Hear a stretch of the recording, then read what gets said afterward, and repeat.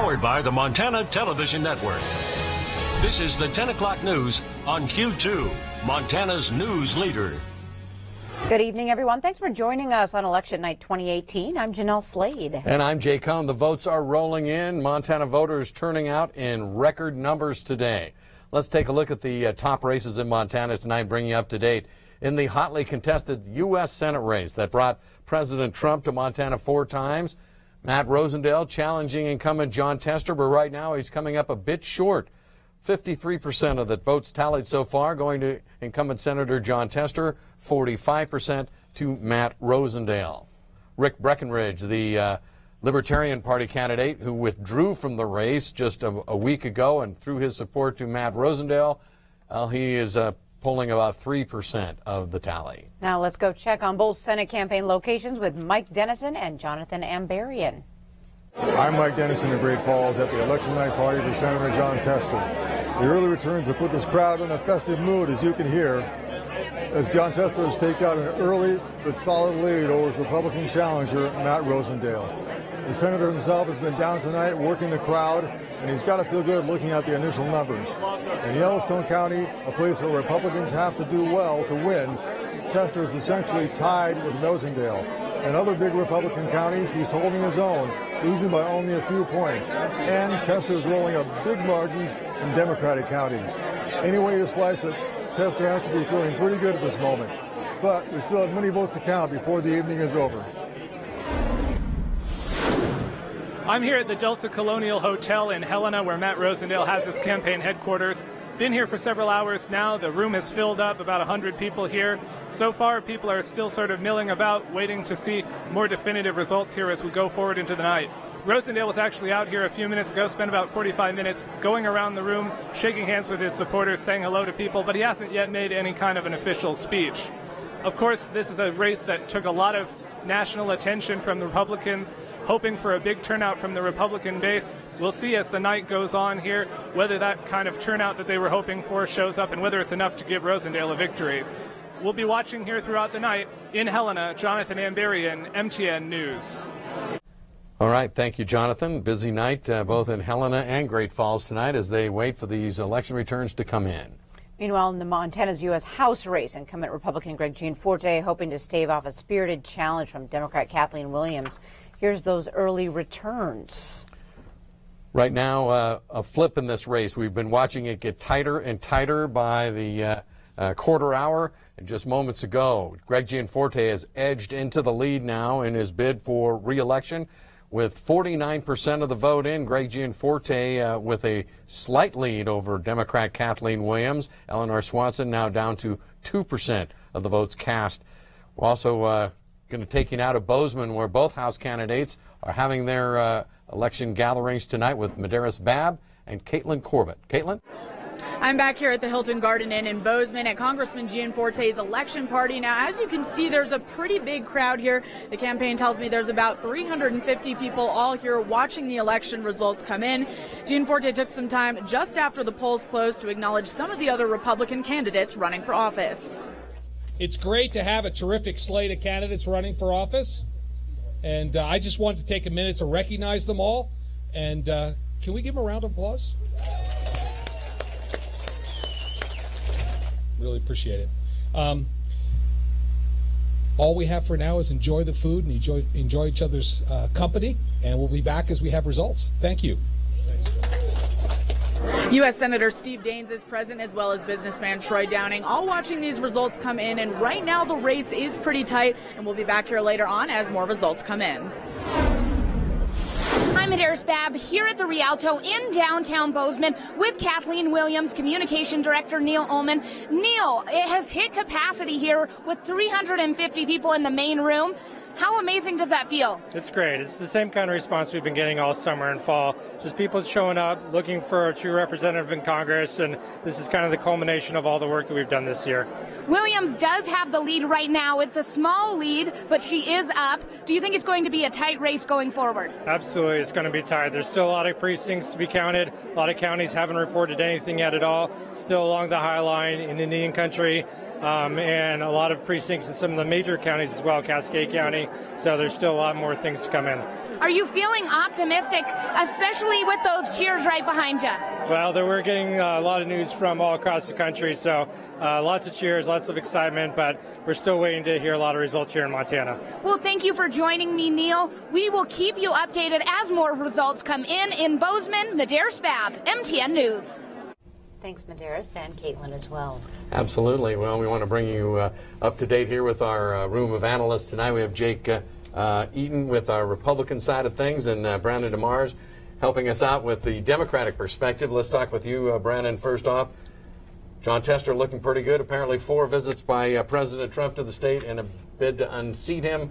Apparently not enough, huh? Apparently not. He's looking pretty good. Obviously, there's still a lot of votes to be reported. Some counties haven't set their numbers in yet, but I think at this point he's looking like he's heading in the right direction. Let's switch to the Kathleen Williams, Greg Gianforte race. I want to get your feeling on that. Close, but getting uncomfortably close. We just saw the latest tally where Gianforte has flipped into the lead now. So Kathleen Williams can't maintain the same advantage that Jon Tester. Of course, Jon Tester's had 12 years in Washington to establish a little more stronghold with the voters. He's had a little more time to build up that name recognition, but again with that one, you know, I think it's under 1% the difference now, so it's going to be very close as the night goes on. Again, you want to be looking at these urban counties, Missoula, Gallatin, hearing that a lot of folks are still voting in Gallatin County, which of course is home to both Congressman Gianforte and Kathleen Williams. So it'll be interesting to see how that shakes out. Just a 1% difference right now between those two. Jake, your comments, both first with the Senate, you kind of had an inkling this might be going this way. Yeah, I mean, we knew it was going to be tight from the beginning, and, you know, Jon Tester's the #1 recipient of lobbyist money and all the members of Congress, and it looks like that money's paying off for him. I mean, he outspent Matt Rosendale tremendously, and I think maybe it's looking like that money was enough to kind of counterbalance President Trump's presence 4 times. So I think there's still, you know, a couple 100,000 votes left to cast, so anything or count, but anything can happen, but it's not positive at this point. Some people apparently are still casting their votes, but if you look at the Kathleen Williams campaign manager saying still a lot of urban counties and some of the rural Indian country votes are not in, are you feeling much better now about Gianforte's chances? Definitely. I think those early votes we saw coming in, you know, were from some of the liberal strongholds. I mean, they were in Butte, they were in Helena, some early Missoula numbers. So it's not a real surprise that Kathleen Williams was doing better in those places. And now that we're starting to see numbers come in from, you know, a smattering across the state and kind of starting to see that even out. All right. All right, now we're now going to head over to Russ Riesinger, who's standing right now with more political analysis tonight. Russ. Yeah, I'm joined by Dr. Jason Atkins. He's a political professor at MSU Billings. And we were just checking out this map here. There is still a long ways to go in this election. You can see a lot of counties, most of the counties still have not reported. Yeah, we have less than a third of the vote in. Look, the map has about, 27% of the vote, not even a third of the vote. And we can see we have some counties that haven't reported, like Gallatin. Then you look at Missoula County, deep support for Jon Tester and Kathleen Williams, but not even half of their vote has been counted yet. So there is a lot of time left in the night. It's going to be a long night. Yeah, we still have a lot of votes to count here in Yellowstone County, but we were talking earlier about how Jon Tester seems to be holding his own. At last report, I think he was down 63 votes is all to Matt Rosendale. How important is it for him to have a good showing here in Yellowstone County if he's going to win?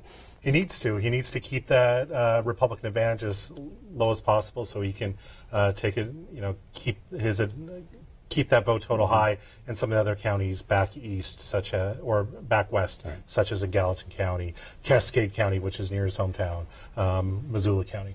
All right, we're going to send it back to Jay and Janelle now.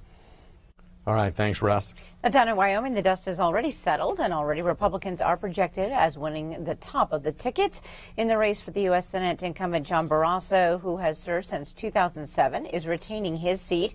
He beat out Democrat Gary Trotter and the Libertarian candidates. Meanwhile, in the race for the U.S. House in Wyoming, Republican incumbent Liz Cheney has a commanding lead in her bid for a second term. She, of course, the eldest daughter of former Vice President Dick Cheney. You can see she leads Democrat Greg Hunter by more than a 2-to-1 margin. And as you see by the check next to her name, CBS News has projected Liz Cheney will be retained and sent back for another term in the House from the state of Wyoming. And the race for Wyoming's governor has also been called. There were no incumbents this year as Governor Matt Mead had met his term limit. Wyoming's current treasurer, Mark Gordon, is projected to be Wyoming's new governor. He came out on top over Democratic former state representative Mary Throne. And in Initiative 185, the contentious tobacco tax, more than $20 million has been poured into the campaign from both sides. Let's take a look at those numbers. Early polling showed a narrow sliver of support for the initiative. Many in the healthcare field praised that initiative, but opponents are worried the initiative wouldn't pay for itself and other areas of the state would suffer.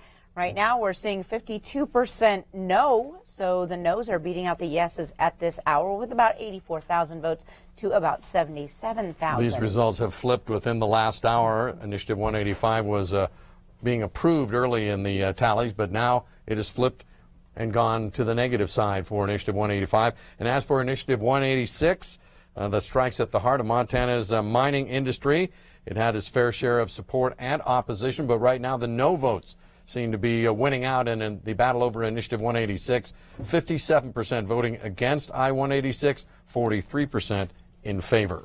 The 6 mill levy used to help fund higher education for state schools. This legislative referendum is put on ballots every 10 years to help more students go to school. Yes, again, our state is saying yes, 63% to 37% for the 6 mill levy. And legislative referendum, the restriction on who can take your ballot, well, that one also passing 63% in favor to 37% against. For some reason, this became an issue in the past election. It was going to confuse some people, but it seemed like this was just kind of a no-brainer. It was asking if you wanted a third party to be able to take your ballot to the polls, which seemed to be kind of standard operating procedure years ago. Suddenly that became an issue in the last election, Jake. Well, yeah, I think it became a tool for the environmental groups and for the unions and really caused a lot of problems in several elections, specifically into local elections. When we get into some of these legislative districts where you're talking about, you know, these races could be decided by just 2, 3, 4, 5, 6 votes, and all of a sudden some ballots go missing and people are trying to find out what's going on election day. So, you know, this really is a good voter protection mechanism, I think, across the board. Brandon, did you get caught surprised by this? Because it didn't seem like there was getting any traction. Of course, we had the other big initiatives to get most of the attention. Yeah, that's one that really flew under the radar this year. I was a little disappointed to see that it's going the way it is. I think being able to help your neighbors vote is a really important tool we have had in Montana up until now. So it's looking like that's not going to still be an option, but we'll see what happens. We'll see. Okay. Of course, all these referendums and ballot initiatives are subject to check by the state legislature, and they have shown their ability to go in and change initiatives if they seem to have the votes and the will to do it. So that's what we can look forward to once the legislature goes into session after the start of the year. Russ Riesinger, we're going to head over there so we can check in with a little more analysis on these latest few votes we've talked about. Yeah, and I'm with Dr. Jason Atkins, political professor at MSU Billings. Surprised at all by the way the initiatives have gone so far? Honestly, yes. The Montana poll showed both initiatives passing. But there were a lot of undecideds as well. I think that's what happened. A lot of undecideds swung in opposition. Plus, there was a huge barrage in opposition to these initiatives. Seeing the biggest turnout we've ever seen here in Montana for a midterm election. What do you think is driving that? A lot of it's the referendum on the presidents. You know, Trump supporters want their voice heard and want to keep politicians that support him in office. And, you know, his opponents, as Trump calls them, the resistance, want to see people in office that would oppose his policies. And the president really made the focus in his campaign rallies across the nation on the Senate, which it seems to have worked in other states, but so far not here that we're aware of. Right. I mean, it's still early, but it's a bit shocking looking at what's happened elsewhere in the country with Joe Donnelly, Claire McCaskill, and down in Florida with Bill Nelson. All right, we're going to send it back to you, Jay and Janelle. All right. Thanks so much, Russ. Well, we have a lot of district court judges races to talk about tonight, not only here in Yellowstone County, but elsewhere around the state. We have 2 open seats in this election here in Yellowstone County. The first District Court 13, this is where Attorney Colette Davies is taking on Deputy City Attorney Thomas Pardee. And as it was in the primary, it all is in favor of Colette Davies with 59% of the vote right now to Pardee's 41%. And for Department 8, Billings Attorney Ashley Harada facing off against former Yellowstone County Prosecutor Julie Pierce. And it appears Julie Pierce has 51% of the vote at this hour to Ashley Harada's 49%. Q2's Zoe Zandora has been keeping a closer look at the races for judge for us tonight and joins us here in studio to bring us the latest on what she found out. Zoe. Thanks, Jay and Janelle. I did reach out to everyone in the races as the numbers are coming in to hear their reactions. And the District 13, Department 7, a bit of a gap with Colette Davies at 59, as you said, Thompson Pardee 41%.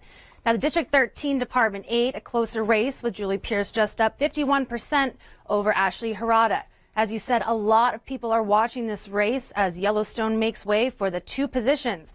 I did get to speak with Thomas Pardee on the phone to hear his reactions of his 41% result in the race so far. I don't know what my reaction is. They're lower than I hoped. I guess the race isn't over until we cross the finish line, but I was obviously hoping for better numbers, but I guess we'll just have to wait and see. And Pardee told me, we aren't at the finish line just yet, and we will keep watching the race as numbers come in. We are watching the District 22 race as well, as you mentioned earlier, which include Carbon, Stillwater, and Bighorn counties. And we will report on those numbers as soon as we know. Jay and Janelle? All right, thanks so much, Zoe.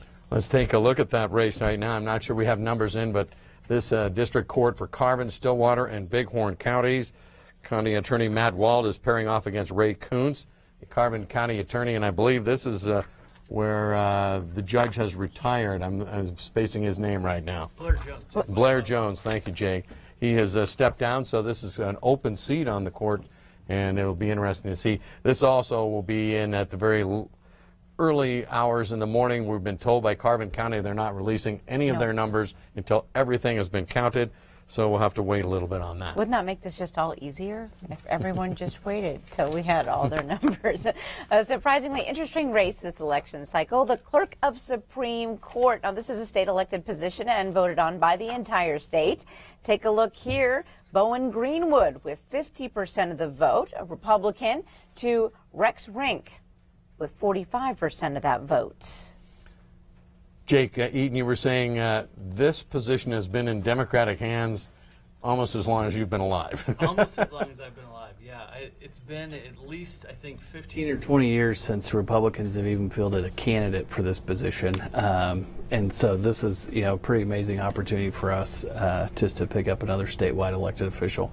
There was a little bit of controversy in this race in that they felt Bowen was trying to make it politicized a little bit. It didn't seem to get much traction, but it seems like voters were, at least it got a little attention in the race. Yeah, absolutely. I mean, these are partisan races, right? So it's going to get a little bit political, and I think, deservedly so. The Supreme Court is one of the most political bodies in the state of Montana, so I think for folks to think it wouldn't get political would be a little naive. But like I said, it's a great opportunity for Republicans to pick up another statewide elected official.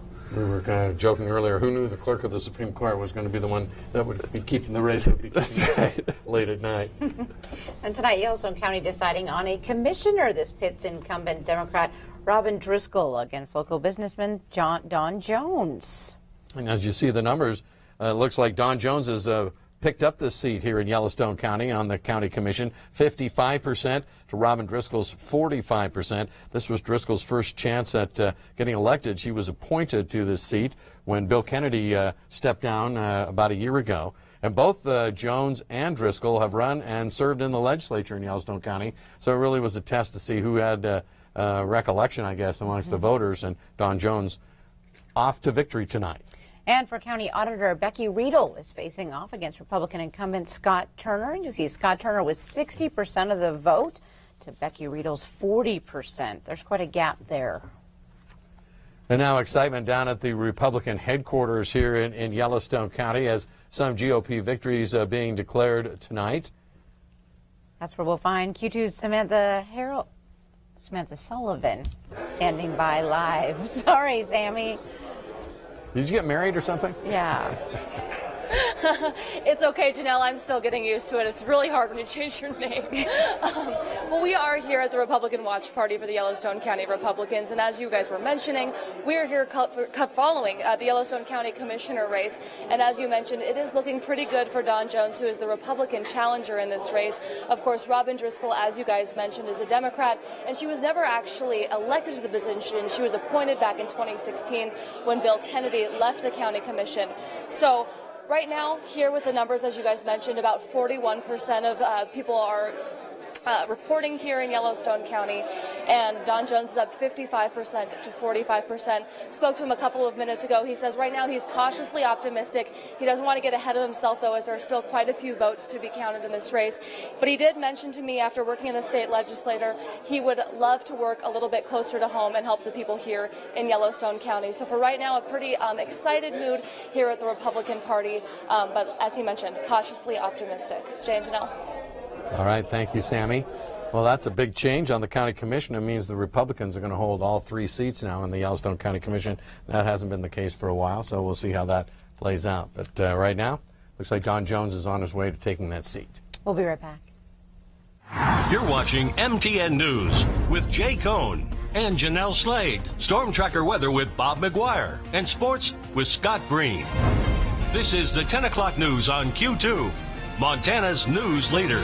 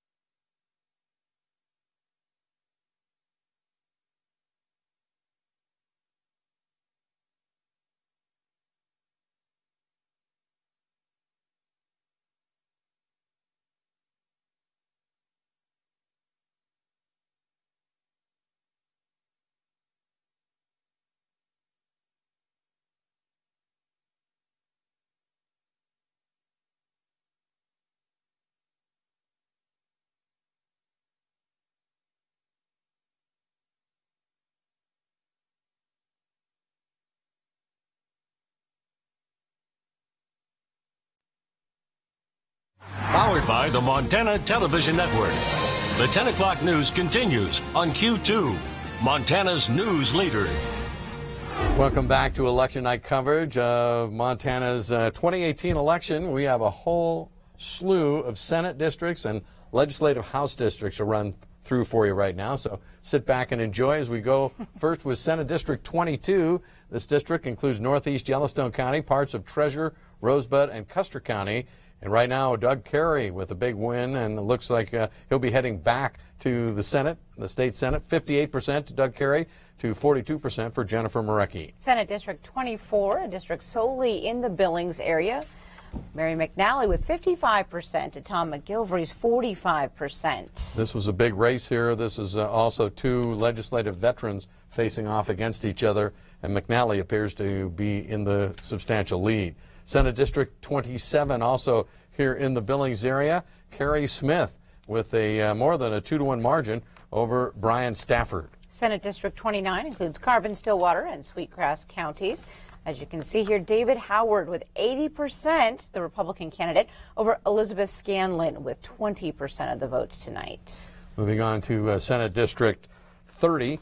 This has veteran John Esp, who's trying to move from the House to the Senate against Livingston area outfitter Dan Vermillion, and it's 73% to 25%, but there are a lot of votes yet to be counted in this race. I expect this will tighten up substantially before the morning is over. And the Senate District 19 covers a huge geographic area, including 7 counties from Jordan all the way to Ekalaka.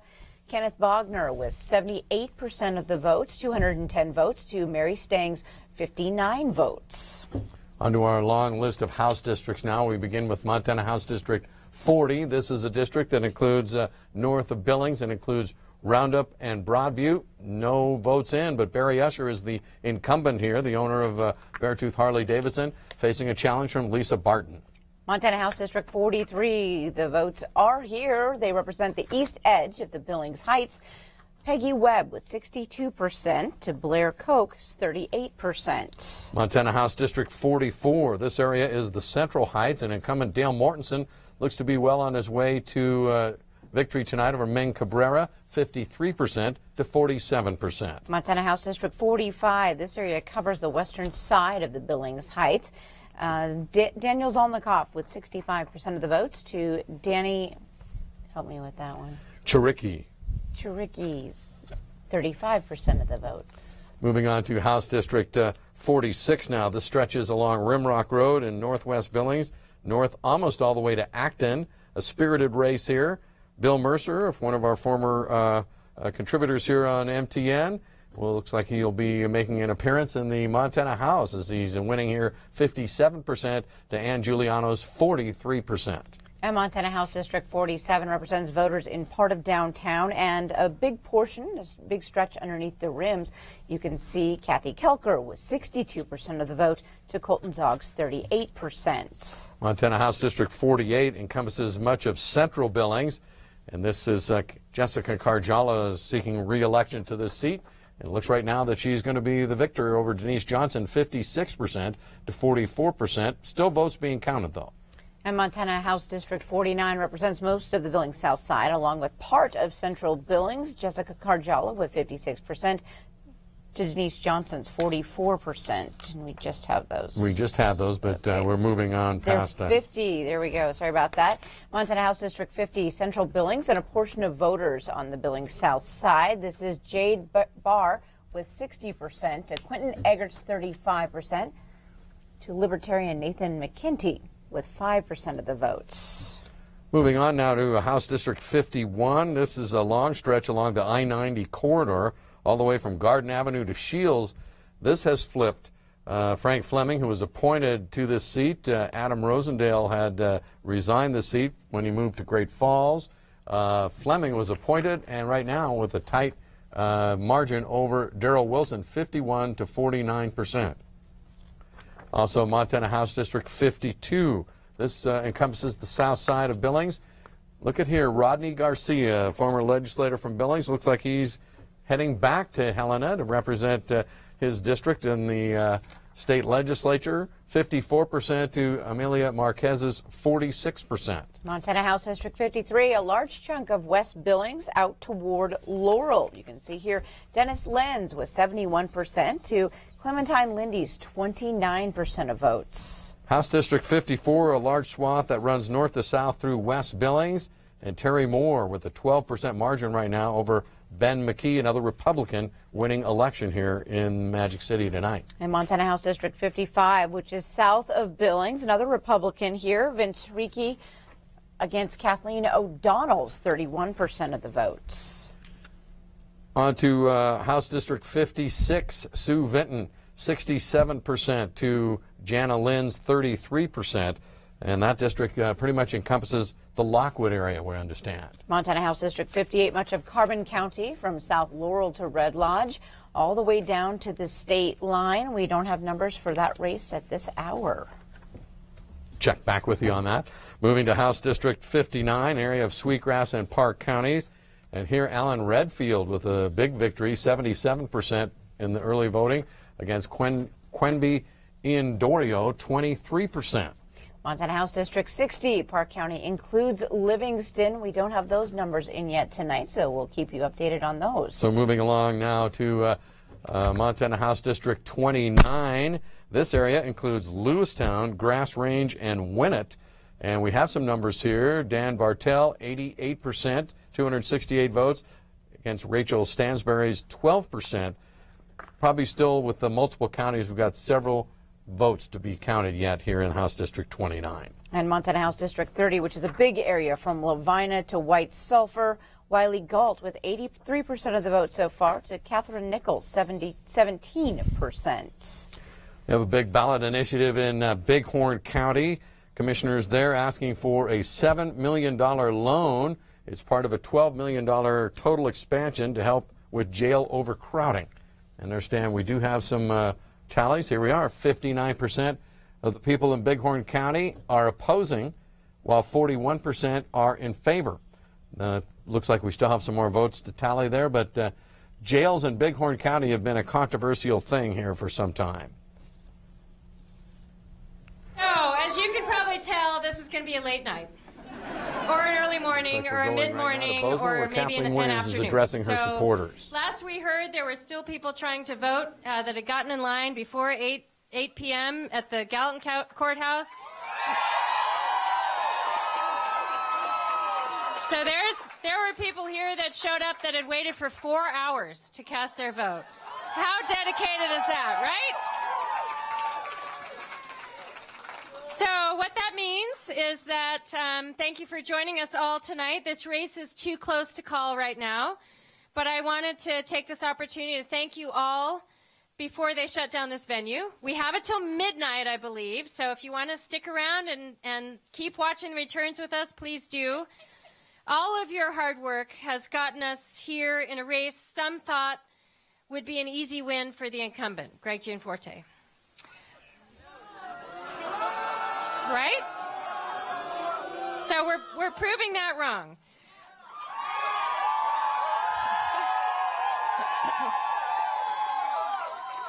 So I want to thank all the people who believed in me and worked so hard to support this effort. All of you out there, thank you so much. We began this journey 367 days ago. Right? In fact, Dorothy Bradley, many of you know Dorothy Bradley. She was willing to step up and agree to be my treasurer. And that is such a vote of confidence from a woman who is an absolute model and icon and inspiration for politics all across Montana. So, Dorothy, if you're watching, thank you so much. And by the way, this pin, the one with the heart, was given to Dorothy by her friends just before she started riding her horse across Montana when she ran for governor. So she has given that to me, which is pretty incredible. Thank you, Dorothy.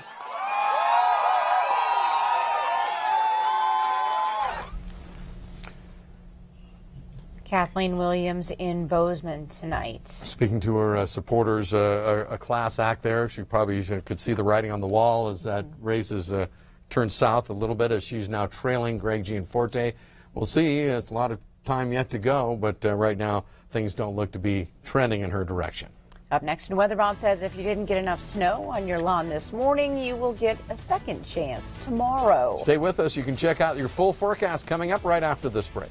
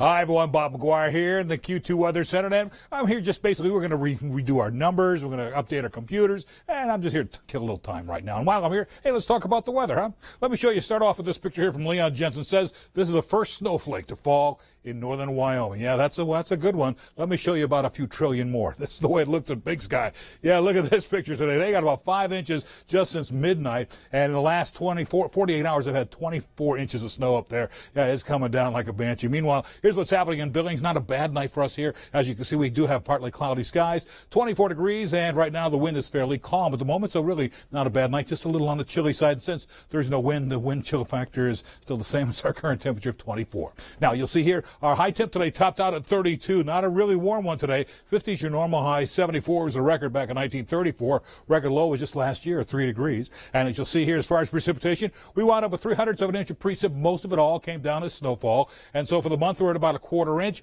Only need to be at 1300s here for this month. And you'll notice for the year, we're at 1808 and only need to be at 1266. And as we move on, our current temps right now around the state are basically into the teens and 20s back here in the east. Look at how cold it is. Glenda, oh my goodness, 12 degrees. Same thing over at Glasgow, 24 in Billings. Out in the west, a little warmer over there, 34 at Kalispell, 36 at Missoula right now. Northern Wyoming also into the low to mid 20s, a little chilly night out there. These are reported highs today. It was not a warm day, no matter how you look at it in eastern Montana. Look at the 20s. Billings and Sheridan basically got up to about 32 degrees. Everybody basically from here on out this way wound up with temps into the 30s and even a few low 40s like Missoula and Dillon. Dillon wound up at 44 degrees. Now here's our next story. Winter weather advisory could see that stays with us throughout most of tomorrow. 1 to 4 inches of snow in the west, maybe 2 to 7 inches of snow around Missoula. By Kalispell, 3 to 6, 1 to 2 inches of snow from Great Falls on over towards Lewistown. Everyone else probably not going to see too much more snow out of that. We might see a little maybe 1 inch or so in the Billings area, but that's about it. The stuff we had earlier today, that continues to move into Wyoming. Your next batch of snow is this guy here coming in over northwestern Montana, going between Missoula and Kalispell, heading right for the Great Falls area. And as you'll see, that's going to continue to kind of follow this stationary front. The chilly air continues to stay here. It's actually pushing all the way down in towards the rest of the Central Plains. And so by tomorrow, here comes some more snow showers moving in. About 6 o'clock in the morning, could see some snow in the Billings area. And once again, like last morning where we had so many slide-offs, we could see some more snow here. We could see more slide-offs again in the morning, so we're not too happy about that. Then later on, another batch of snow moves into the Billings area about 3 p.m. After that, then the whole thing slides out of the way. High pressure starts building in, sunny skies for Thursday, but we're still going to be a little on the cold side because we still have one cold front moving through, but at least the sun will be out. As far as snowfall amounts, now it looks like Billings could pick up maybe 2 inches out of this by Thursday, maybe 2 to 4 inches out in the far west, out in Missoula and places like that. But for Billings tonight, here's what you're going to see. Temps cooling down to the teens and 20s around the region, kind of a cold night, partly cloudy skies. Tomorrow, we're right back up into the 20s, some 30s, with maybe some scattered snow showers. 32 over in Livingston, 28 in Billings for the high temperature tomorrow, only 28 degrees. And then after that, tonight we cool down to 16, 20% chance for more snow moving in overnight. Next 7 days, it'll be 28 for the high. On Wednesday, maybe 1 more inch of snow. Picked up a little inch or less today. Then tomorrow, I should say Thursday, back up to 36 degrees, mostly sunny. 37 on Friday, a slight chance for some snow moving in late. Then, here's the good news. After that, we're back into the 40s as we head into Veterans Day. 46 degrees, getting close to 50 by Tuesday. Let's go back to Jay and Janelle. All right. Thanks so much, Bob. How about some sports? You ready for Sure. some sports news? Crosstown volleyball tonight. MSUB versus Rocky, round 2. Scott Breen is up next to show us all the scores and highlights.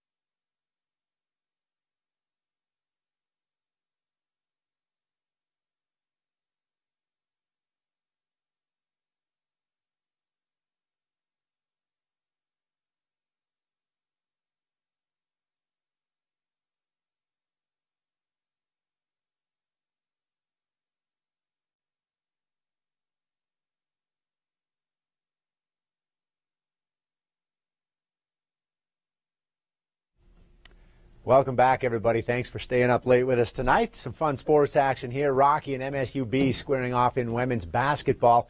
It was exhibition for both, but the finish was somewhat more epic. MSU Billings trailed by 11 entering the fourth quarter. There they are in gray. Fast forward to the final minute. Rocky now trailing. Alicia Chamberlain driving. Now get it out of there, but gets her own rebound, scoops it in, and scores. She led Rocky with 18 points. Bears would tie it with under 10 seconds left. Now, time expiring. 62 apiece. Hannah Collins draws the blocking foul with 0.2 of a second left. This free throw for the win. Off the mark. Bears try to ice her with a timeout, but you know what? She was so clutch tonight in the fourth quarter. Led everybody with 20 points. That free throw for the victory, and that's how it ends. MSUB in a thriller tonight, 63-62. Over the Rock. Again, exhibition for both teams, but sure didn't look like it out there on the court. Meantime, a handful of finals to pass along today. MSU's women win this afternoon over Carroll. They had about 6,000 students there today for that one. MSU Bobcat men not quite as well tonight at home. They give up 101 and lose by 30 to Utah State. Down in the lower right corner, Wyoming's men also losing at home by 10 to UC Santa Barbara. Well, it's only taken West High volleyball coach Monica Grimsrud one season to earn the #1 seed at this week's state tournament. Casey Conlon shows us how she and the Bears have done it. This time around, it'll be easier. Last year, I think it was just kind of a stressful situation for everyone. The girls handled it really well, but... Monica Grimsrud was thrust into head coaching duties in the final week of the season last year and did as well as could be expected, leading West to its first state tournament win since 2012. So it was no surprise when Grimsrud got the full-time job in the offseason. Her being younger has actually helped us. She has a great relationship with all the girls. All of our coaching staff does. I think she understands us, realizes how to convey her points quickly. The turnaround was quick. West went from afterthought to Eastern AA champion with a strong late-season run that was no fluke. We've had some injuries this season, so this is really this last part of our season is when we had our whole team playing the right positions. The thing I love about this team is they haven't even peaked yet. There's been little glimpses of what they can do throughout the season, but I'm really hoping with the next couple practices we're going to really push to put it all together, and then we're going to peak in next week. The Bears go into state as the #1 seed for the first time since 2010. They made it all the way to the championship that year, only to lose to Helena High and star senior Monica Grimsrud. Oh yeah, we know all about it. I think if we ever get a shot at Helena when we're there, I think there's just going to be some revenge there for her. Well, guess what? If West beats Hellgate in the opener, they'll play the winner of senior Helena in the quarters. I mean, obviously the West Senior crosstown rivalry is huge, but then for me, obviously personally, Helena is a little bit of a one that's down deep there, and I really want to win that game. I definitely think to want to beat Helena High. That's a pretty big game, and especially them being a good team that they are, I think it'd be a really good opportunity to play them. We're all so excited. I think for us seniors, especially me and Kinsey, I think this is our last chance to bring home the hardware, you know? That would be the peakiest of peaks. Casey Conlon, MTN Sports. And remember, you can download our free Montana Sports app. If you like volleyball or football, this will be your best friend all weekend. And again, it's free. We have all this weekend's pairings, plus Cats, Grizz, Rocky. The PBR World Finals start tomorrow night. Just search Montana Sports, one word, and download our free app. That'll do it for sports. The crew's back with election numbers, updated, coming up next.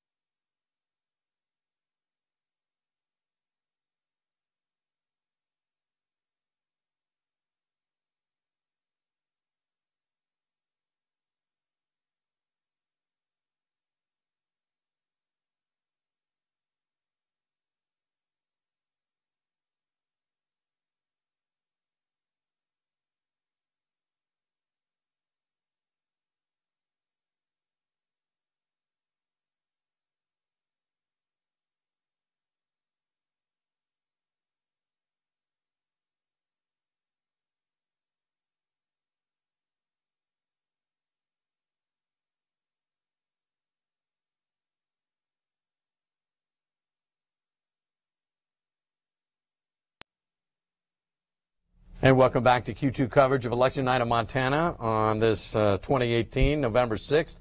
Let's check out the top races tonight. First, in Montana's U.S. Senate race that brought the President of the United States to Montana 4 times. And the numbers show it is tightening up between Senator Jon Tester and his Republican challenger, Matt Rosendale. Now just 2 percentage points separate these two, 113,765 for incumbent Senator Jon Tester, 110,102 for Matt Rosendale. So this is, earlier was a 15,000 vote lead. Now it's down to 3,000 votes and getting tighter all the time. So maybe we were a little ahead of ourselves thinking this was going to coast into the night. We'll see how it goes, but right now, tightening up. Meanwhile, in Montana's U.S. House race, incumbent Republican Greg Gianforte, 53% of the vote. It looks like this one hasn't been flip-flopping around. 53% to 46% over Kathleen Williams. Hasn't flip-flopped recently, but I apologize. An hour ago, Started Williams out was earlier. ahead, and Williams now Gianforte has jumped ahead, and 120,000 votes for Greg Gianforte. He's getting more votes, I think, than Jon Tester was in the last tally. So interesting. Let's move on to our big initiatives. In Initiative 185, the contentious tobacco tax. More than $20 million poured into this campaign from both sides. And right now, Big Tobacco seems to have been successful in convincing Montanans that this was not a good idea. 54% of the votes tallied opposed to Initiative 185, 46% in favor. Another initiative strikes at the heart of Montana's past, Initiative 186. The mining has had its fair share of support and opposition. This proposal going down 59% to 41%, and both sides spent millions of dollars trying to convince voters. I think in the end, everyone was confused. Both sides were saying the same thing, and right now, voters are having the final say, and it's not good for Initiative 186. Let's bring in our analysts tonight, Brandon DeMars on the Democratic side and Jake Eaton on the Republican side. Jake, I got to ask you about the Rosendale is closing the margin down to 2% now. It's tighter than the buttons on Jon Tester's sport coat. I mean, this race is just getting tighter and tighter. And like we've been saying all night, you know, this is one that's really going to come down to the very end, and all the votes counted. I mean, Tester's never won with a majority of the vote. He's always had 49% or less, and I think we're seeing tonight stack up to be the same kind of race that he's had in the past. Well, the New York Times earlier had him, they were predicting he would win by a larger margin. And we still might get there. There's still a lot of votes left to be counted, but certainly with the inverse tracking of the way Greg Gianforte is pulling ahead of Kathleen Williams, that has helped Matt Rosendale close the gap somewhat. It's just going to be, is there enough votes out there to close that gap? That is the question, Brandon. A lot of these votes that haven't been tallied come from rural Montanans and some of these outlying counties. Are you feeling a little uneasy right now? No, you know, I think it's no surprise that this is getting a lot closer as the night goes on. There are votes in these rural areas yet to come in. There are also a lot of precincts that have not yet reported in Missoula and Galvin County, as we've been seeing throughout the night. At the end of the day, I think Senator Tester is still in very good shape at this point. And I think people believe that rural Montana is all red, but Senator Tester is from Big Sandy and has a lot of support in the rural parts of the state. So I guess we'll have to just wait and see, but it might not follow conventional wisdom there. Oh, absolutely. Yeah, he's had a long track record of having support in rural Montana. So I would expect Except he's never won his continue. hometown. He's never won Big Sandy. Never won the county, so I don't know how much support. A lot of times politicians lose their hometown. That doesn't say much. But let's go to Matt Rosendale. We can head out to his campaign tonight. He's now speaking to his supporters in Helena. Let's go there now. We just wanted to stop out and thank everybody for coming out tonight. You all have been so supportive over the last 12 months. You've been knocking on doors, you've been making phone calls for us, and we are almost there.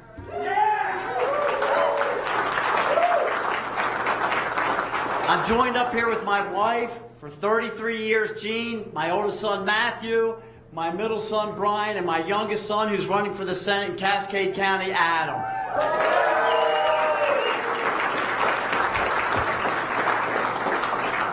It looks like it's going to be a long night.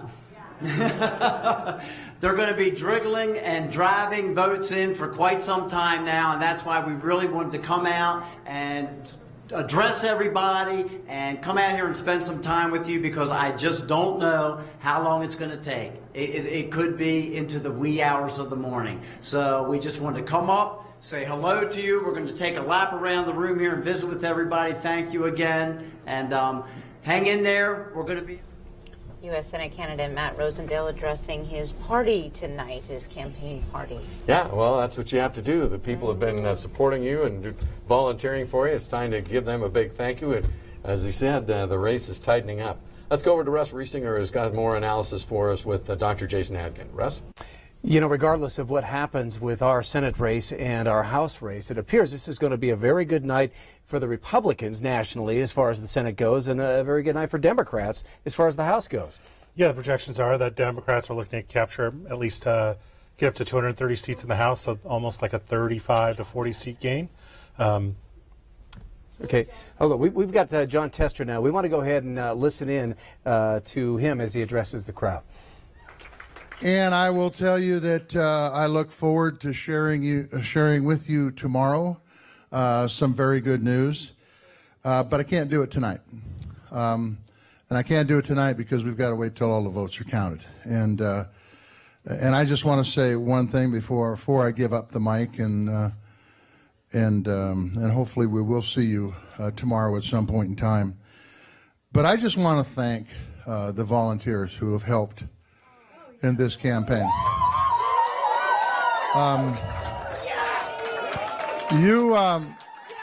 Look, guys and gals that were on the phones, that went door to door, and I can tell you that if you want to make sure you're alive, all you have to do is go door to door. It gets you out of your safety zone. But the bottom line is that we had literally thousands of people across the state that went door to door and got on the phone and made phone calls, which also is not easy, and talked to Montanans around this state.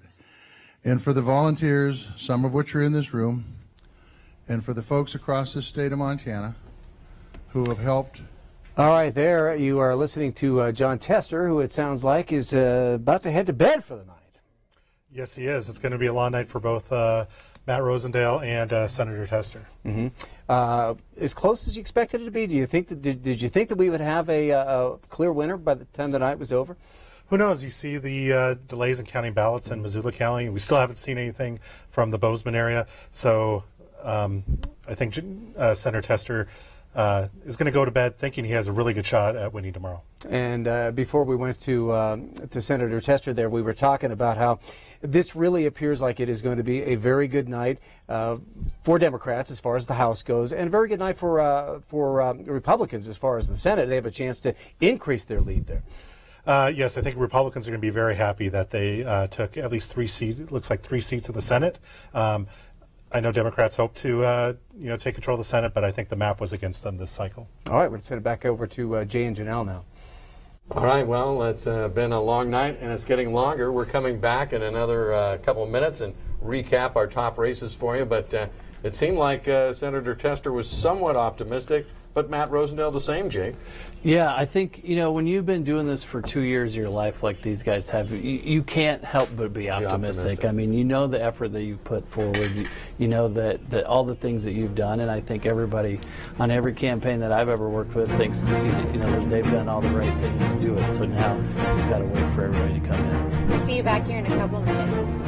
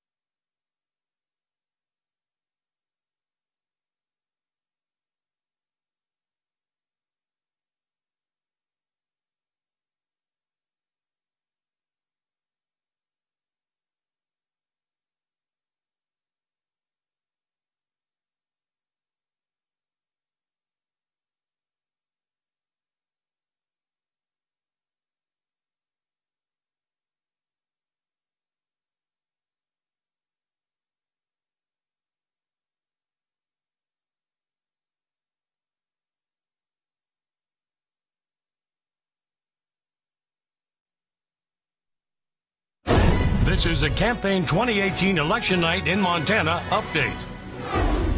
Thank you. We are back again here at the Q2 studios with our cast of thousands, we'll call it. Welcome to our statewide audience now as we pick up this election coverage on this historic night where Montana set all kinds of records when it comes to voter turnout. Let's get right to the U.S. Senate race that's tightening by the minute. Senator Jon Tester, we just heard him address his followers in Great Falls. We can take a look at those numbers right now. Jon Tester, his lead down to just a 2% lead. The tally last report, if we could see the tally at last report, apparently not. Okay, we can't go to it. Let's talk about it. Okay. Sound like Senator Tester was somewhat optimistic. He said he had good news to share in the morning, but couldn't do it. Oh, there we yet. go. There's our numbers. All right, 114,793 of the votes tallied so far have gone to Jon Tester, 111,541 to Matt Rosendale. So they're separated by like 3,250 votes. It doesn't get much closer than that. And Brandon, it's uncomfortably close for Democrats right now. Well, I think it's not surprising that this is tightened up later on in the evening as things go on. But there are still a lot of votes out there in a number of key counties that need to be reported. But I think Senator Tester has a lot of reason to be optimistic about what tomorrow morning looks like. Brandon Demers, our Democratic consultant that's been helping us out all night. We're also joined by Jake Eaton. Jake, your thoughts? Have you watched Matt Rosendale and Jon Tester pretty much give the same message to their followers? Hang in there with me. Yeah, I mean, this you get down to races like this, and it makes your fingernails sweat. You know, that's how close these things get. And at this point in the night, it's really just kind of about trying to figure out where the votes are left, and kind of put those together with your models and see if there's going to be enough votes there for you. So there's nothing left to do but wait for those guys. Do you have any idea where those votes are yet to be counted from? All over the state. Just looking at the map here, there's still literally a smattering of a lot of different areas of the state that have come in. Still a huge chunk of Yellowstone County that has to come in. We haven't seen anything from Bozeman. Still quite a bit of Missoula and the Flathead to come in. So you've got a lot of Republican areas, you've got a lot of Democrat areas, and I think about probably between 250 and 300,000 votes left to come in, somewhere in that neighborhood probably. So as you all predicted, not until tomorrow. Yeah, probably. And Brandon, you're pretty young at this, but Missoula County notoriously has problems and comes in amongst the last, as does Flathead County. And some of these counties, they're just notorious for those of us watching this come in that they're going to be among the last counties to report. So Missoula County, that seems to be Democratic country, but Flathead County is the opposite. Yeah, and we're also seeing, again, record high turnout. So that's probably adding to the problem. There are more, well, not necessarily a problem, it's a great thing, but it takes longer to count these ballots. Right. And especially we mentioned earlier the two-page ballot that's actually having these counties run the ballot twice. It takes twice as long to count just because of all the races on that ballot. So that's adding to our frustration here behind the desk. We'd love to have all these numbers at least more complete for you, but we are where we're at. Let's take a look at the numbers for the U.S. House race. Greg Gianforte with 53% to Kathleen Williams 46%. Now, if you were watching earlier, Kathleen Williams had a large lead early with those early absentee vote counts from Lewis and Clark in Yellowstone County. And now with the other counties come in, Greg Gianforte has chipped away at that lead, and now he's building a lead of 7%. Brandon, any hope that those last votes yet to be counted are going to turn the tide back in Kathleen Williams' favor? Right, there's definitely a gap that they have to make up there. But I think there's certainly a shot when you look at areas like Gallatin County, who are not reporting yet. That is a county that's been trending more Democratic in recent years, and it is Kathleen Williams' home county, as well as Congressman Gianforte's, but I think there could be a lot of votes made up there. Jake, what do you think as you look at who's going to win Gallatin County? Is there really well, it's kind of a push? I think it will be pretty close in Gallatin County. And, of course, this early in the night, you never want to count your chickens before they hatch. But I think things are looking really good for Greg Gianforte. But, just a couple hours ago, Senator Tester was sitting on about the same size vote lead that Greg Gianforte is now. So these things can kind of shift on a dime depending on who's reporting. But I think if you just look at the relationship between the way that Greg Gianforte's lead is growing and the way that Senator Tester's lead is shrinking, that doesn't spell good news for Kathleen Williams. Let's switch gears now and move to the initiatives, Janelle. Initiative 185, the contentious tobacco tax. More than $20 million has been poured into this campaign from both sides, and it appears the tobacco companies are winning at this point, with 54% of the votes to 46%. Most of the polls prior to elections showed this winning, but it was close. Big Tobacco poured so much money into this, it looks like people are getting confused, and both sides on this thing were all over the place as far as if you just sat and watched the advertisements, how you figured out where you were going to side on this issue was just very confusing, even to me. The more I read about it, the more confused I got. Another initiative that strikes at the heart of Montana's past, the mining initiative, Initiative 186, the mining reclamation plan. This new cleanup would set new standards in Montana. It affected clear and convincing evidence that mines would not require perpetual treatment of water. And anyone that knows much about hard rock mining, that pretty much affects almost every mine in the state. Now, the existing mines were grandfathered in, but the mining industry was successful in convincing people this was pretty much a death knell for their industry. I think as we've seen this is gaining momentum through the night, this is going down in defeat. If we can look at those numbers again as I was talking, I'm sorry, but Initiative 186 going down tonight, it looks like by a 6 to 7% margin at last check. All right, let's head on over to Russ Riesinger, who's standing by now with more analysis. Russ. Dr. Atkins, you of course did the Montana poll there at MSUB, and it showed both of those initiatives likely passing. Have you been surprised at what you've seen so far with those numbers? A little bit, but we have to remember there were a lot of undecideds, and it looks like a lot of those undecideds flipped to opposition, or they made up their minds. They may have been leaning, but in the end, they said no to those initiatives. Yeah, there's also a ton of money poured into that for advertising in the last month after that Montana poll was done. Do you think that could have possibly turned things around? I think so. You couldn't escape the initiatives if you watch local TV here in Montana, and looks like it did the trick. And Jay mentioned that they were kind of confusing, maybe for some people. I think so, especially the mining one. People didn't really understand that. Then the Medicaid expansion was coupled with the tobacco tax, and then aid to veterans. So there are a bunch of issues thrown in that one initiative. All right, we'll send it back to Jay and Janelle now. All right, thanks so much, Russ. Switching gears now, most of the polls have closed around the country. The ballots are still being counted, of course, but at this hour, it looks like the Democrats have gained control of the House of Representatives, and the Senate remains in even tighter control with the... Now they're telling me we're not going to this? We're not going to that. Sure, okay, right well, now. let's go back and just talk about what we know we're talking about. Should we check back in with Jake and Brandon? Yes, let's do that. Let's talk about the mining initiative. $1 million the proponents spent on proposing Initiative 186. Trout Unlimited was behind it. They had more individual donors contributing to this initiative than any other initiative on the ballot. They had donors from 30 states, a lot of them from out of state, and I think that hurt the image of this initiative, that it was being proposed by out-of-state interests. That really hit the heart of one of the industries that put Montana on the map in the first place.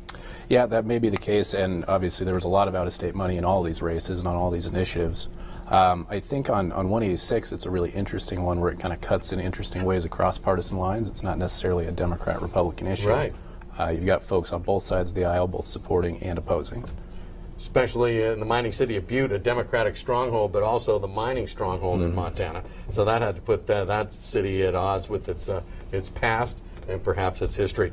And on the other side, the Montana Mining Association spent $2 million to defeat the measure, and a lot of foreign corporations as well. A lot of that money came from out of state as well, Jake. So it was a battle of out-of-state money.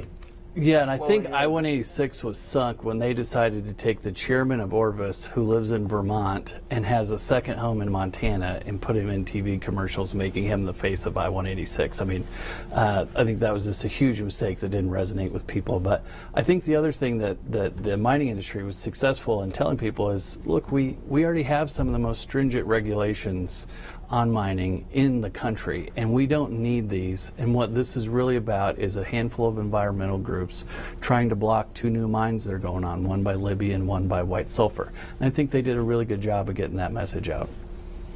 All right. Well, there's the analysis for you. It looks like that initiative is going down, as it also does. It looks like Initiative 185 also failing. We're going to try this again. Most of the polls have closed around the country, and the ballots are still being counted. But at this hour, it appears that the Democrats have gained control of the House of Representatives. CBS's Mola Lengi now reports from Capitol Hill.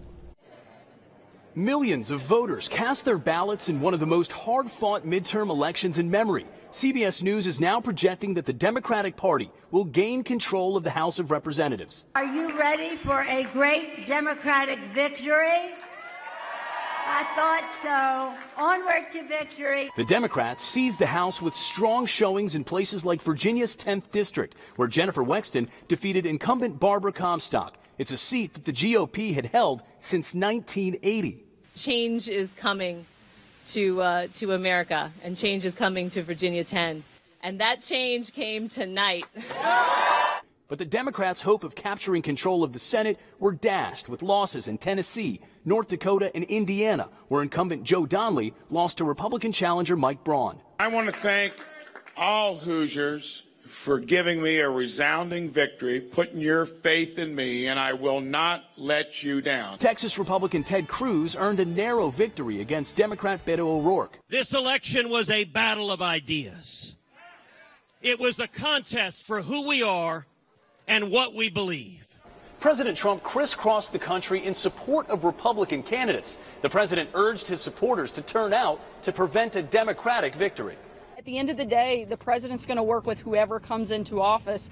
Mr. Trump was one of many who saw the 2018 midterms as a critical election. Exit polls indicated that voters felt the same about him. Nearly two-thirds said the president was a deciding factor in who they voted for. Mola Lengi, CBS News, Capitol Hill. All right, well, there's the latest. We get so focused on our statewide stuff. Nice to hear what's happening on the national scene, so thanks for Mola for that. After the break, we're going to head to Great Falls live with Mike Dennison at Jon Tester's party. That's coming up right after this.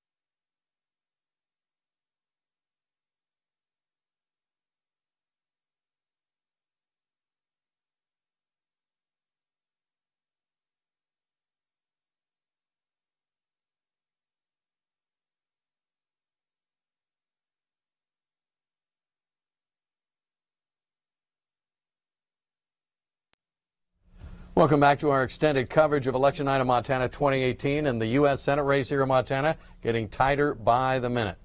We're at 1% right now. Oh, goodness. Right now we're at 49% to 49%. This is why people thought we'd be here till the wee hours in the morning. So what was a 15,000 vote lead for Senator Tester, I would say 2.5 hours ago, is now down to, well, a 1,200 vote lead. Not quite a 1,200 vote lead. So I think this is what they call too close to call right now. Entirely too close to call. We're going to head to Mike Dennison, who was in Great Falls at Senator Tester's campaign tonight. Hey, Mike. Hi, I'm here at the Holiday Inn in Great Falls, John Tester's election night party. As you can see, things have kind of started to clear out here because everyone is going to bed, waiting for tomorrow morning when they're going to get the final results and find out who has won this contest. Tester just spoke to the crowd about 10 minutes ago, and you may have heard that he said that he feels confident, but at the last check, he had a lead of about 3,000 or 4,000 votes, and that's maybe 55% of the votes in, so tons of votes yet to be counted. People were still voting in Gallatin County. That's a county that Tester was hoping to win big, and he's going to need big wins in Cascade and Gallatin County and perhaps some Native American counties to run up a lead, because there's a lot of rural counties still out there to come in yet, and we know those are going to go for Rosendale. So this race is shaping up just like we thought several months ago, and just like we thought last week. It's coming down to the wire and be decided Wednesday morning. But the only thing we do know is it's not going to make that much difference in terms of the makeup of the Senate, but it's still the top race here in Montana. Back to you in the studio. All right, thank you, Mike. Well, it's even closer than Mike. Our latest numbers show it's about 1,300 vote difference between Senator Tester and Matt Rosendale. So I'm not sure anyone's sleeping very well. No, I was going to say, Brandon, do you really think they're all going to bed right now? Well, I'm sure everyone's going to try to get some sleep, but it'll certainly be a long night and an early morning. But we've seen a number of these statewide elections in recent years that were not called until the next day. Whether it was Governor Bullock's re-election 2 years ago, Senator Tester's last 2 elections, they were all long nights, early mornings. Jake Eaton, this is pretty much standard operating procedure, as Brandon was saying, where Tester's concerned, because all of his races have been just squeakers. Right. I mean, he's never won a majority of the vote. He's always won with 49% or less. So I think he's used to this. And, I remember Conrad Burns used to say on election night, I always sleep like a baby. I wake up, I start crying, I go back to sleep for about 2 hours, then I wake up, start crying again. And that's just kind of how these nights go when you're in these tight races like this. Do you think the change from Rick Breckenridge just early this week by saying, I throw my support behind Matt Rosendale, do you think that's helping him tonight? Matt Rosendale, that is? I definitely think that helps. The question is, was it too little, too late? The Democrats came out with this, anonymous mail piece, kind of supporting Matt Rosendale, supporting Breckenridge, hitting Matt Rosendale, and that was enough for him to come out and say, okay, I'm just going to support Rosendale. So the question is, is there enough absentee ballots left from those libertarian-leaning voters that could make a difference? And certainly in a race like this where we're down to 1,200 votes right now, I mean, every single vote is going to count. The Libertarian Party wasn't happy about that. I read a release just later a couple days ago, that they said, forget it. I mean, they were very upset that their candidate bailed on them. Yeah, and I saw there was a follow-up statement from Rick Breckenridge saying it wasn't necessarily a full endorsement, but an endorsement of a certain position on that issue. So it was very confusing. I think people may have taken the wrong message or just not known what to think. Did that hurt future third-party runs in Montana? Because first he was in, then he was out, then he said, well, maybe.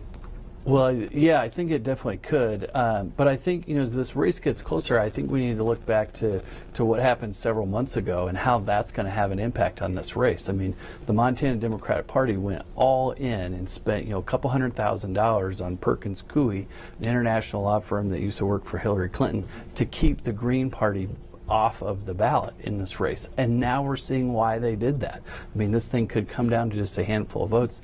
If you had a Green Party candidate on there taking out, the same amount of vote as a Libertarian, then this would be even more interesting right now, what would be going on. But in fairness, the Green Party, the issue was that they didn't follow the rules in gathering the signatures, which that's I think a lot of people would argue what the reason that the court sided with the Tester attorneys on that. That's definitely another interesting one too, when you've got former Democrat Attorney General Mike McGrath, who didn't recuse himself from that case, when you've got Dirk Sandifer, who the Democrat Party had spent over $100,000 in independent expenditure that didn't recuse themselves from that case, and now this could be a deciding factor in the U.S. Senate race. So it's going to be really interesting, I think. Most people knew it was going to be a deciding factor. That's why they threw so much money at it. Yep. All right, well, we have more localized elections to tell you about tonight. Public Service Commission, not here in eastern Montana, but up along the High Line and in western Montana as well. Public Service Commission District 1, Janelle, go ahead. Let's see here. We have Randy Pinocchi? I'm sorry, Pinocchi to Doug Kircher. Pinocchi with 68% of the vote at this hour to Doug Kircher's 32%. And this is up in Toole, Choteau counties, and Cascade. So give you some idea where that is. And here is Public Service Commission District 5, I believe it is. Brad Johnson. Looks like he's on his way to being elected to a second term. He's now the chairman of the PSC, defeating Andy Shurtleff 57% to 43%. This district includes Helena, goes all the way up to Kalispell, and also includes the Rocky Mountain Front. So these PSC districts are really a whole new animal. Montana Senate District 49, Diane Sands, the Democrat, the incumbent here, is losing out tonight to Republican Chase Reynolds, 44% to 56%. This is a very interesting race. Chase Reynolds, of course, the former Grizzly running back that went on to star in the NFL for the LA Rams. And Diane Sands, a longtime legislator from Missoula who held many different legislative leadership positions, but it looks like Chase Reynolds got the better of her tonight. In the Great Falls area, we see Ed Buttry. Oh, actually, we were at 0-0. Yeah, we must be having some issues in Gallatin County, but this is an interesting race. House District 21, as we hit on some of the highlights. Ed Buttry had been in the Senate and is trying to switch over to the House because he was term limited in the Senate, and it'll be interesting to see how that pans out. This is House District 28 here. This is, if I can find my notes on this. Jacob Bachmeyer with 61% to Robert Silverston, 29%. Jacob Bachmeyer, a Democrat member of the Montana House of Representatives, who became the youngest state legislator in the United States in 2016 when he was 18 years old. He's now 20 years old. Montana Senate District 32 here. We're still waiting for some numbers to come in on this race as well. You can see the candidates there, and we'll have a better idea of how they're doing once they get some votes tallied for us. Senate District 24, a district solely here in the Billings area. This was a big race. Mary McNally, it appears if she's winning, 55% to 44%. Tom McGilvery. And that was a big race. Two legislative veterans facing off. Here's another one, John Esp in the Bozeman area. Apparently with a big victory here, but we'll wait to see because a lot of these votes are coming from 2 or 3 different counties. John Esp moving from the House to the Senate. Dan Vermillion, a very well-known outfitter in the Livingston area, making his first run at political office, I believe. Democrat incumbent Sheriff Leo Dutton's being challenged by Republican Jay Nelson, a sergeant with the Montana Highway Patrol. You can see Leo Dutton ahead by quite a bit with 71% of the vote at this hour. This is the first contested sheriff's race in Lewis and Clark County in many years. And since they split out the sheriff and the coroner's office, Dutton has worked with the sheriff's office for more than 3 decades. He's been sheriff since he was appointed to the post in 2008. Cascade County also has a big race for sheriff and coroner there. This is not a legislative race, but still a lot of interest. But unfortunately, we can't show you the numbers yet. No, not yet. And the race in Ponderay County for the Ponderay County Sheriff, 71%. Robert Skarupa. That's a big distance there with about 1,900 votes to about 750. All right, as we continue to tally the votes for you here as we have our extended coverage, we're going to take a quick break, and we'll be right back with more right after this.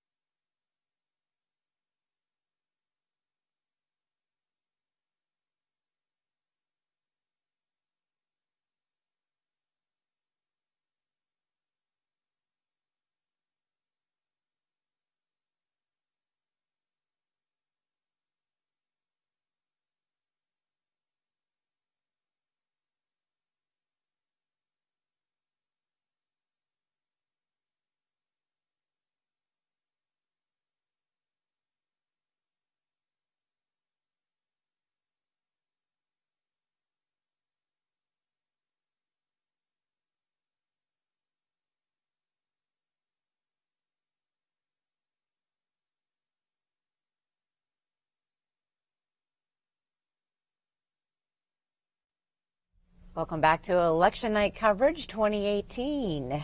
That's right. We're staying up late because these races are getting tighter by the moment. Russ Riesinger is standing by with Jason Atkins from Montana State University Billings, and they've had some new numbers coming out of Gallatin County. Gentlemen.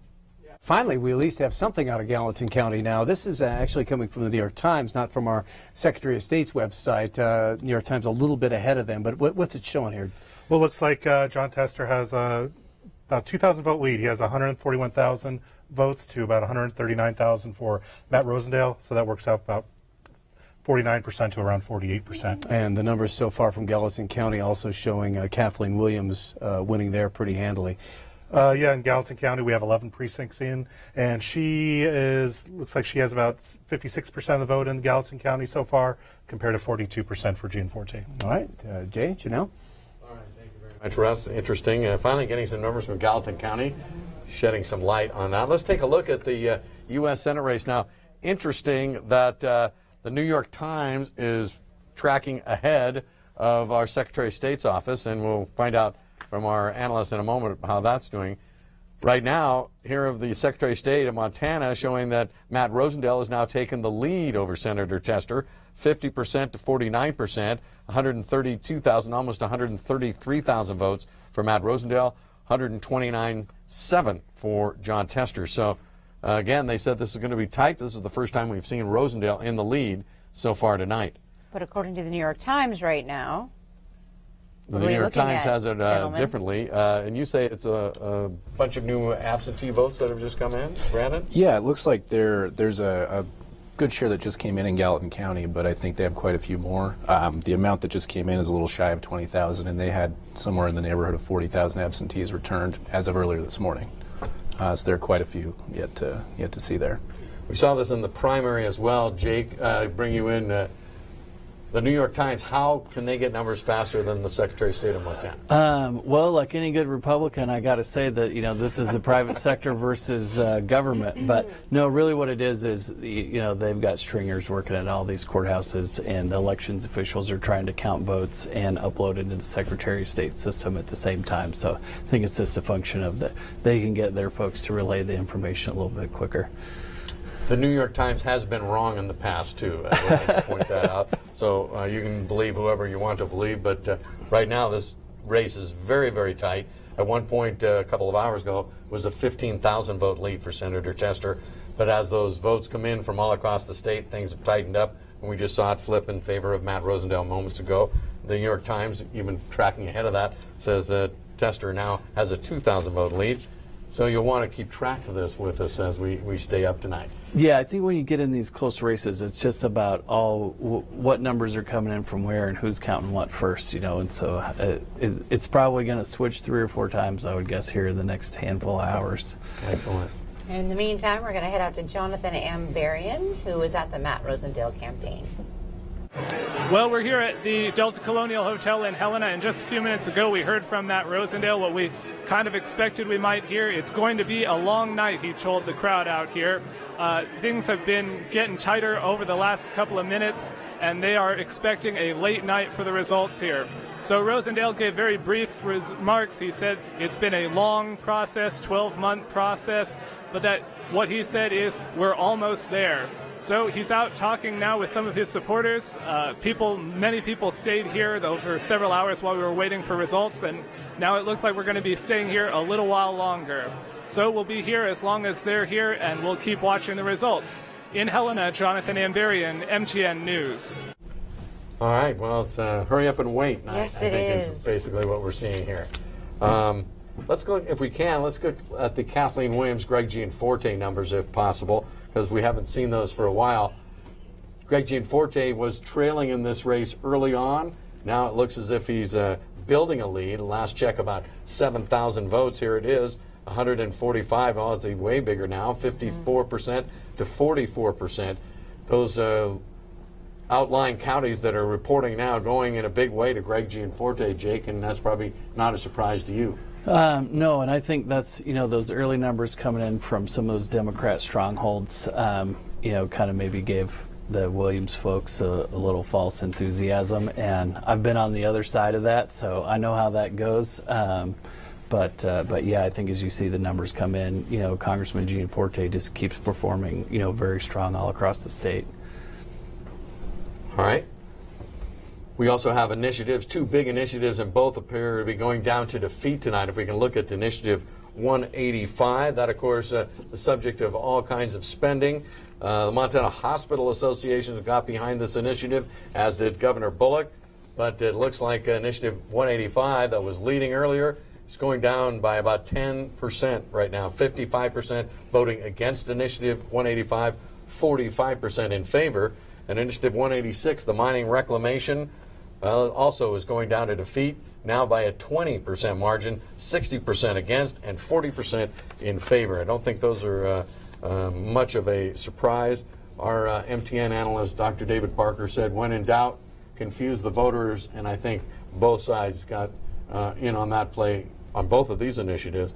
But the voters have spoken. What do you think will happen in the legislature, Jake? Had Initiative 185 passed, you were thinking there was going to be an immediate challenge.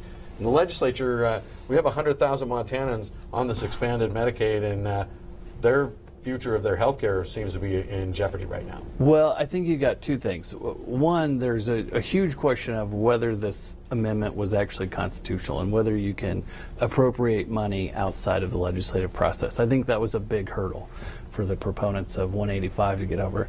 The other side of it is, when we started Medicaid expansion in Montana, the numbers were 50 to 60,000 people that would cover it, and it's just kind of exploded. And so it's this huge gorilla that nobody really knows how to pay for, and everybody's trying to figure out how to put the genie back in the bottle. And I think this initiative would have just made it worse by permanently expanding it. Fortunately, the legislature set a sunset clause, so they get to take another look at it this year.